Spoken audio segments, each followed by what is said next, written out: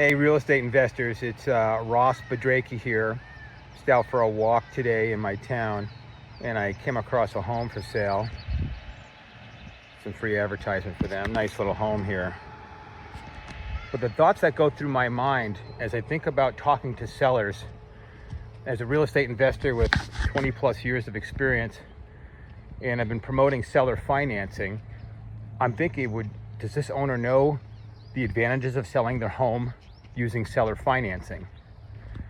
And so the thought going through my mind as I'm walking is, how would I approach this as a real estate investor? Well, as a real estate investor, I learned about private lending back in 2012 when I was doing my tax lien work, and a private lender taught me something that shifted things for me.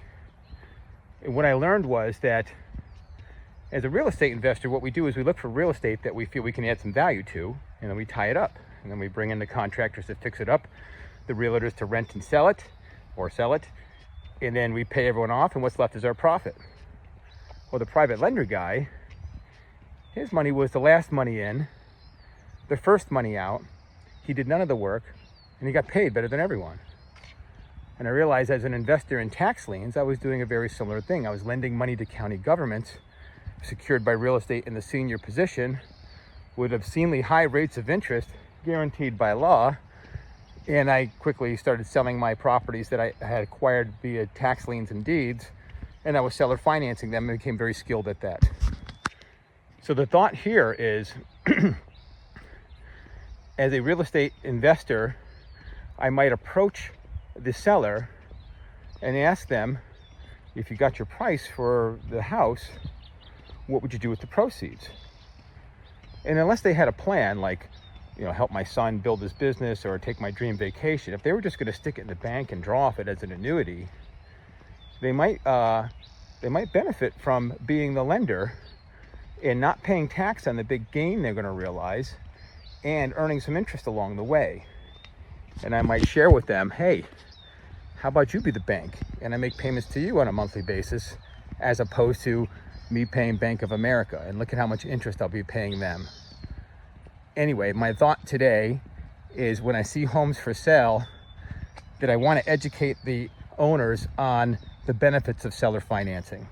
And if you'd like to learn the benefits of seller financing, you can visit my website, which is makeyourmoneymultiply.com. I have a new ebook out. It's called Seller Financing Simplified. It's $7.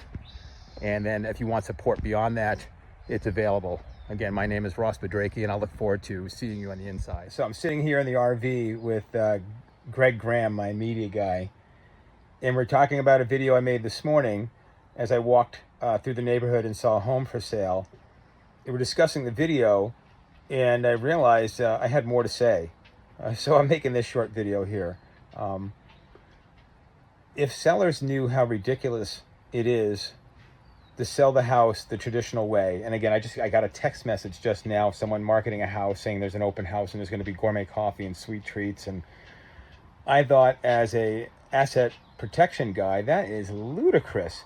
Marching the general public through the house where maybe 50 different potential buyers had come and look at the house. Only one buyer is going to take it. The other 49 know when to come rob a vacant house, or when to steal the appliances or the copper, or to do vandalism, or to throw a rave.